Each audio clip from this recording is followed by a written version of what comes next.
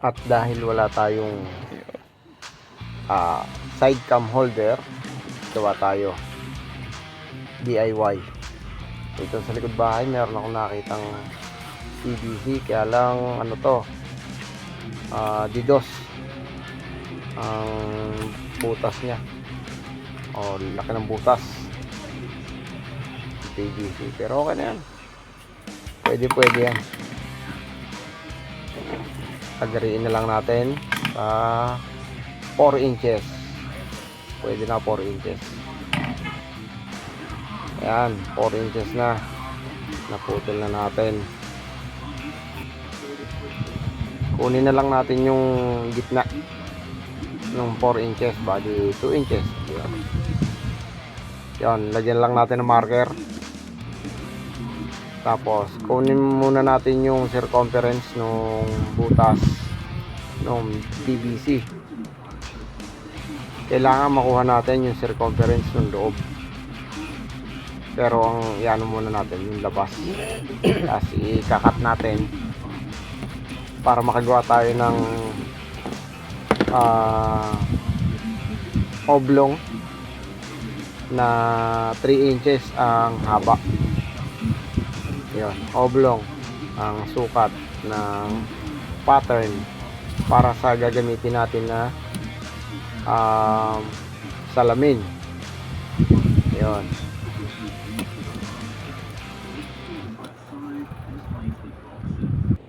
At ayan, nakagawa na tayo ng pattern ng oblong para dun sa salamin natin. Kailangan pumasok yung oblong na ginawa natin dun sa butas ng PVC. Ganun na magiging style ng salamin, yung pagkakalagay ng salamin. Kaya kailangan natin 3 inches ang haba ng oblong na salamin. Yan yung pattern natin.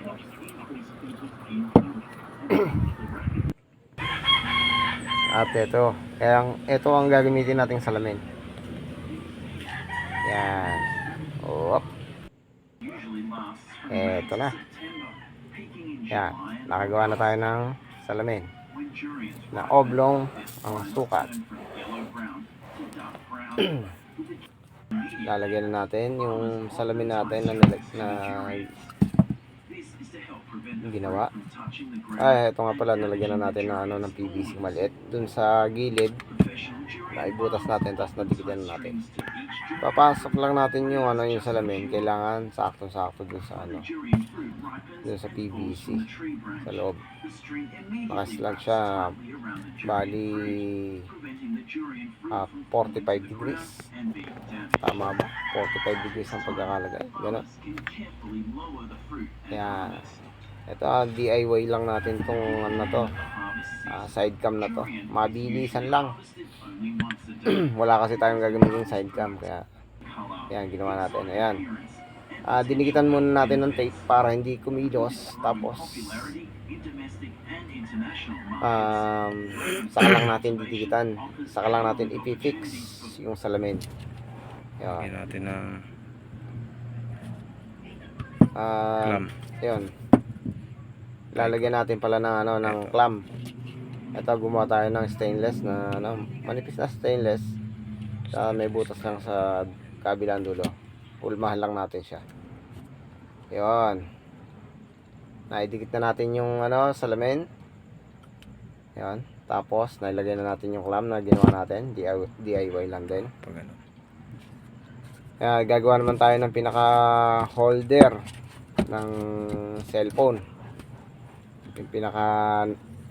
Yung pinaglalaroan nung holder.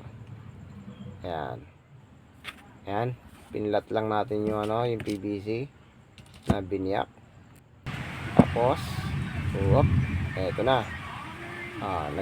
Naghulma na tayo ng pinaka-sliding yung ng holder, ng cellphone holder.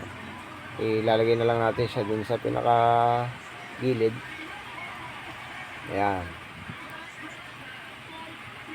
Dapat ganyan na magiging kalalabasan. Ayan. Ididikit na lang natin yan, mga kabsat. Didikitan na lang natin yan. Ayun, nadikitan na. Na-fix na natin. Nailagay na rin natin yung cellphone holder. Ayos na. Yan ang DIY natin na side cam holder pang telescope. Ayun. Ayos na mga kabsat. Pwede na nating gamitin yan. Goods na goods. Hindi pa nagagamit pero ayan. Ay, salpak na natin sa ating laruan. At goods naman siya talaga. Sana nagustuhan nyo ang ating DIY na side camera holder o cellphone holder. Salamat sa panonood mga kakabsat. Peace out.